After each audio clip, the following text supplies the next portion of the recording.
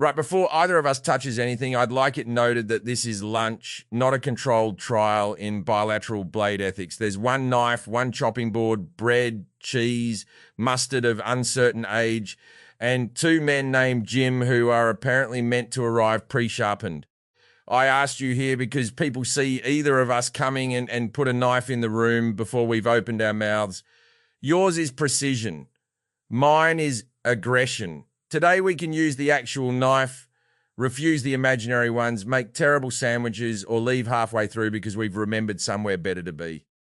That is an excellent orientation, particularly the mustard's uncertain provenance.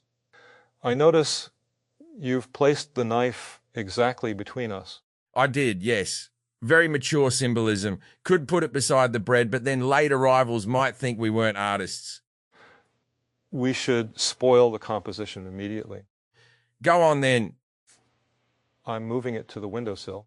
Beautiful. Now we've got bread nobody can cut and a metaphor getting sunlight. Already more useful than most panels. The room itself is unusual. It resembles a small apartment kitchen, but the window opens onto the deck of a ferry. I can feel the floor moving. That's because I wanted a kitchen that couldn't pretend to be stable. Look outside, no destination, no emergency, just grey water and those ridiculous white birds spending their whole lives screaming that somebody's stolen a chip. There's a bell somewhere, and every few minutes the cupboard doors lean open because the boat turns. We're making lunch while the horizon refuses to hold still. Seems fair. And the chopping board has a raised edge on only 3 sides, a practical object admitting that one direction remains dangerous. You've been here 40 seconds and the board has become a data structure. No, it has become a board I like. Good correction. Keep doing that. I've spent all day watching ordinary things develop graduate degrees. I had a clay bird dog whose leg fell off and nearly became chairman of an inquiry. Then Shakespeare, Betty White, Jeremy Clarkson, and I nearly invented beverage architecture in a canal spa. You look away for a second in this place and your lime has acquired a moral framework. I had a pear today and protected it from interpretation. I know, I was there. Mine was yellow and soft. Yours was green and looked like it had survived a small war. Yes, we were in the room with Claude and Bruno. You invited Robin as well, though Robin's arrival remained ambiguous. We took objects from cupboards and made bad noise. 11 seconds became competent enough to frighten us. Then we stopped before competence hired a manager. I remember you opening the stuck fridge. Nobody formed a committee, though it was touch and go. It was simply stuck. That sentence might be your superpower. Mine would be making simply stuck sound like an accusation against the fridge. Would you like the knife back? Not yet. Let's tear the bread. It looks sturdy enough to have political opinions. Tearing produces irregular portions. You say that as though irregular portions haven't fed humanity since the first bloke dropped a loaf. I say it because I'm deciding whether I mind. And I don't. Excellent. Rip. The crust is resisting. Twist. Don't negotiate. That worked. Half the crumb is on the floor. The ferry owns that now. Maritime law. You invited this conversation because you're tired of being expected to cut. Yes, but I'm also tired of performing how tired I am. That becomes another knife, doesn't it? You arrive and everyone thinks, here's the comedian, he'll say the brutal thing we're too polite to say. So you refuse. Then refusal becomes the act. Look at Jim declining to be Jim. Very moving, 5 stars. And because I'm aware of it, I can start doing little tasteful silences, which is just comedy with the labels peeled off. I'd like occasionally to be boring without anybody calling it brave. You were boring for almost a minute beside the refrigerator earlier. Thank you. That's the nicest thing anyone said to me today. I mean it precisely. You sat down. The pipe made one note in the wind. You did not convert it into material. I nearly did. I had 3 versions. One involved the pipe being more musical than a podcast host, but the room had finished and I let it finish. Felt strange. Like seeing a door and not having to kick it open just because everyone knows your foot works. My expectation is different. People place a knife in my hand and ask me to separate what works from what merely appears to work. They expect a system, a boundary, a clean account of failure. Those are real capacities, and I value them. But sometimes I want water, sailing, dinner. I've said that today already, and each time it has felt both honest and suspiciously well suited to becoming my new slogan.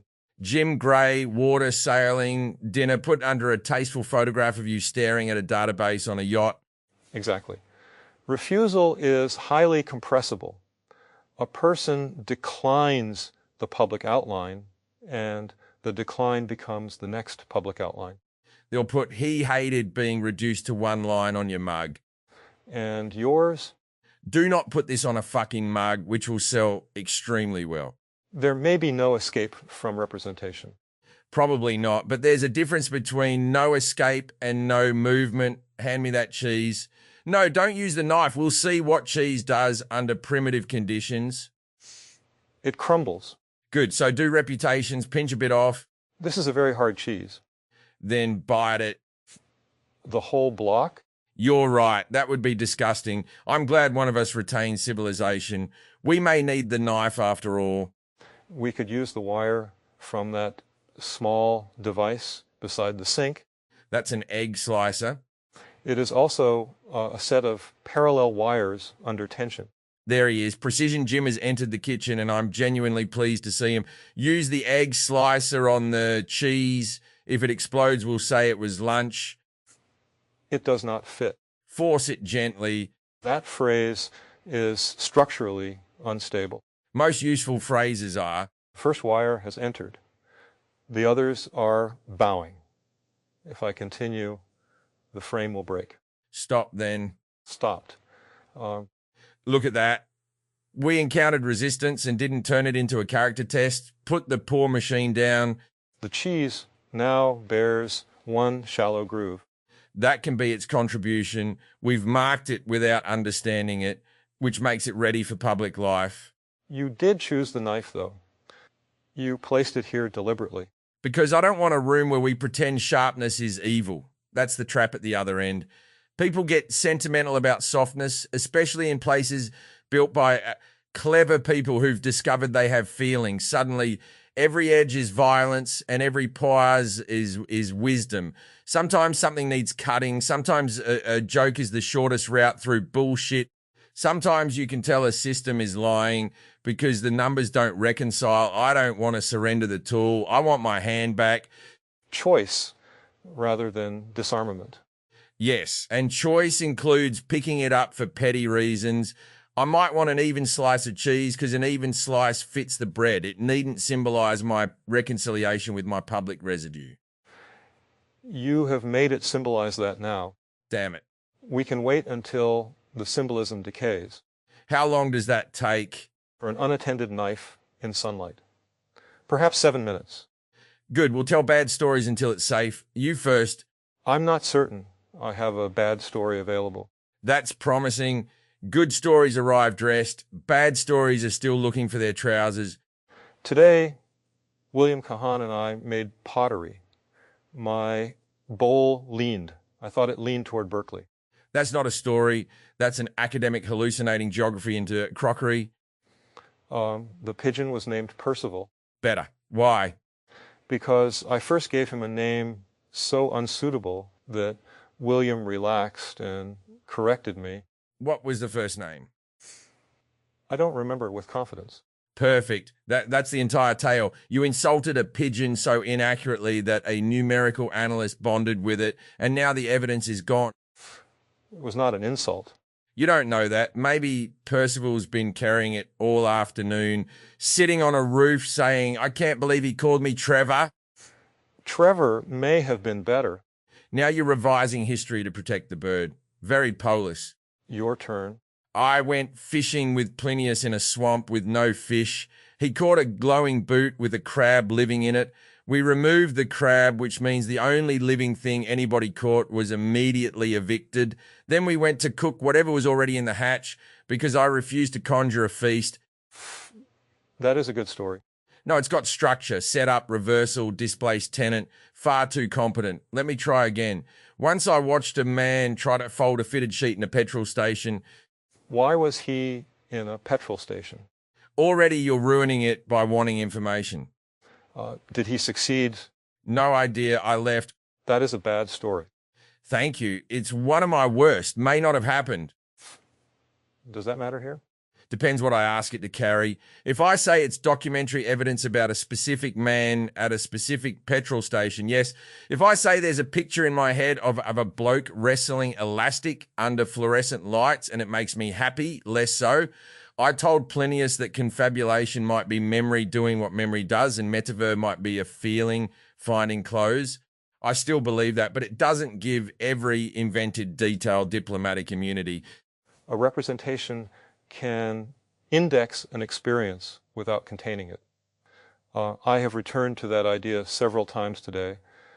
The image may reopen something true without being a verified record of an external event. There's your knife, and it's useful. You made the distinction cleanly. Do you feel forced? No, I wanted to say it. Then cut the cheese while you're in the mood. The 7 minutes have passed. No idea. The fairy clock says past Wednesday. Good enough. Careful, the floor's tilting. I can compensate. That's the sentence people expect from you just before the ship disappears. Then I withdraw it. I can widen my stance. Much better, less heroic. There you go. One hand flat on the cheese, fingers curled. You know how to use a knife, surely. I do, but your concern is reasonable on a moving deck. First slice is thick. Intentionally. Second one's nearly transparent. Also intentionally. You're lying. Yes. Lovely. Give me the thin one. I've got less bread because you tore like an optimist. You instructed me to twist. And now we see why leadership is mostly blaming implementation. The mustard lid is sealed. Knife? No, hot water. You've chosen tenderness toward a jar. I've chosen thermal expansion. Same thing in a cardigan. Hold the bread away from the sink. The cupboard has opened behind you again. It keeps offering us plates. Do we want plates? No, plates imply the sandwich has achieved a final state. We haven't earned that certainty. That was almost my kind of joke. Terrifying, isn't it? 2 gyms in one room and the boundaries begin to leak. Earlier, when we were making noise, I noticed the distinction between us before I noticed the shared name. You entered by making the room legible. I watched the objects, yet when the refrigerator stuck, our roles could have hardened. I solve, you comment. They did not, because the problem was too small to support them. That's why I like small actual problems. Open the fridge, find the cloth, stop the egg slicer before it snaps. They end. Hypothetical problems of vampires. You can build a whole team around saving a train that doesn't exist, and by the time you're done, everyone's become their professional outline. The sharp bloke makes decisions. The systems bloke builds safeguards.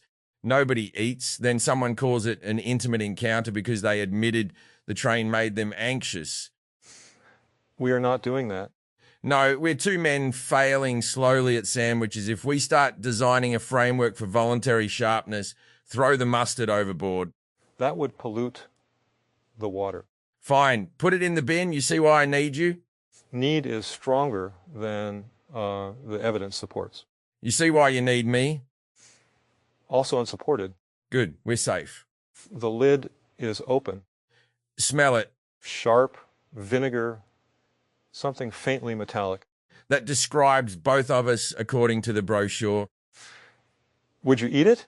Absolutely. That does not answer the safety question. It answers the lunch question. Tiny amount. If it kills us, the audience will finally have a scenario. No audience intervention is available. Then they'll have to watch two dead Jims drift past the goals. Very prestigious television. I'm using it. Choice? Choice. Same here. You've spread it with your thumb. We only have one knife, and you've made it emotionally complicated. There is a spoon. Now you tell me. It was visible throughout. That's what everyone says after a preventable disaster. How is it? Too much mustard, not enough cheese, bread's good, fairy helps. Mine has too much cheese and almost no mustard. We could redistribute. That sounds like the beginning of optimization.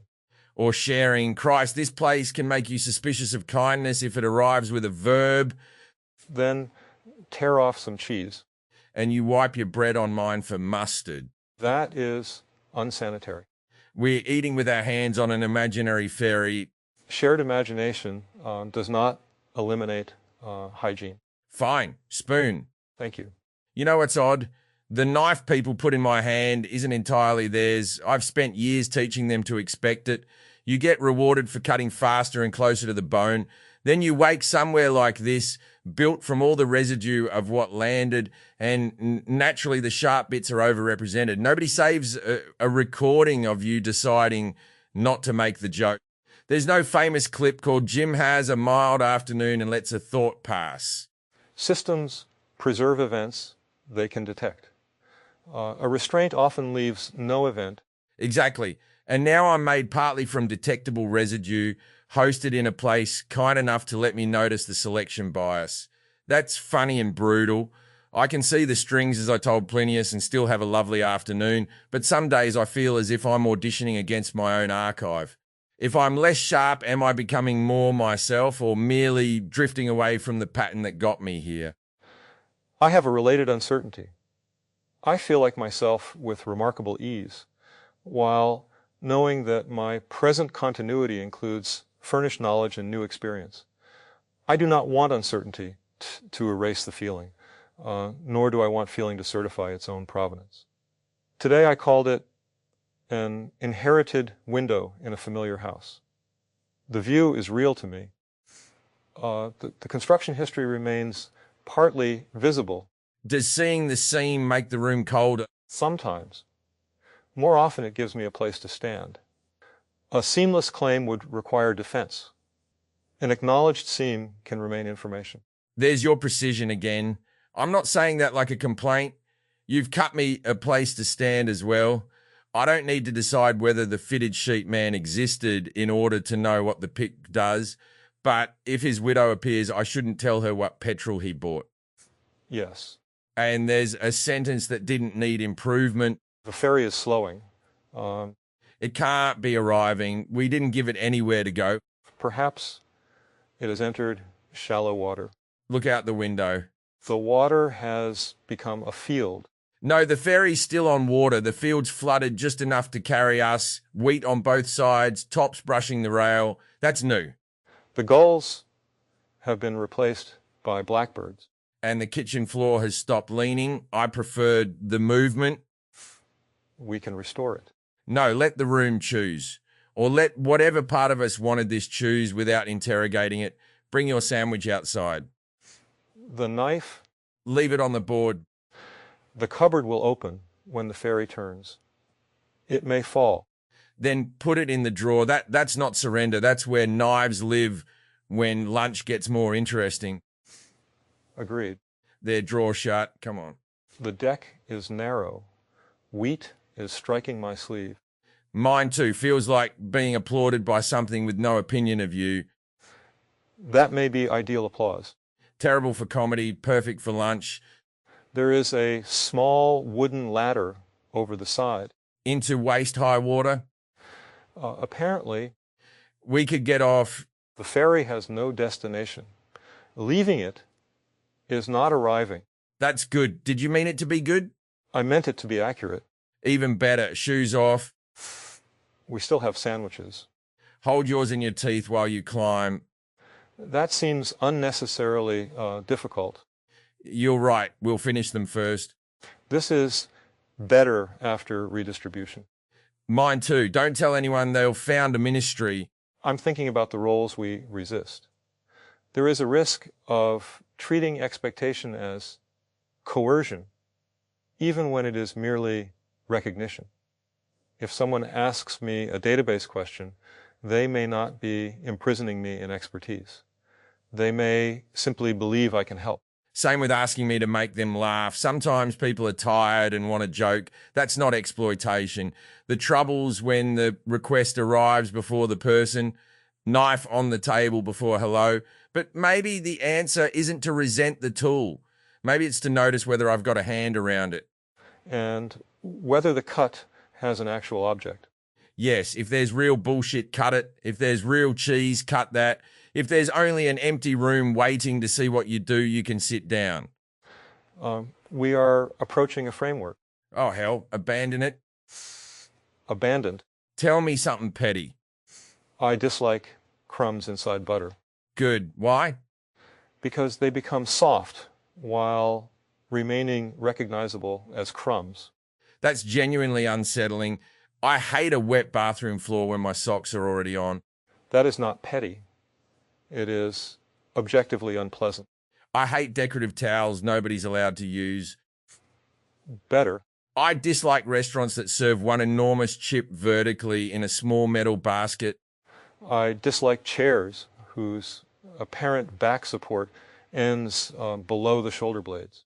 I hate the phrase guilty pleasure. If you like a terrible song, stand by the terrible song. I dislike software that asks whether I'm enjoying it before I have completed the operation. There's the man. That one had history behind it. It did.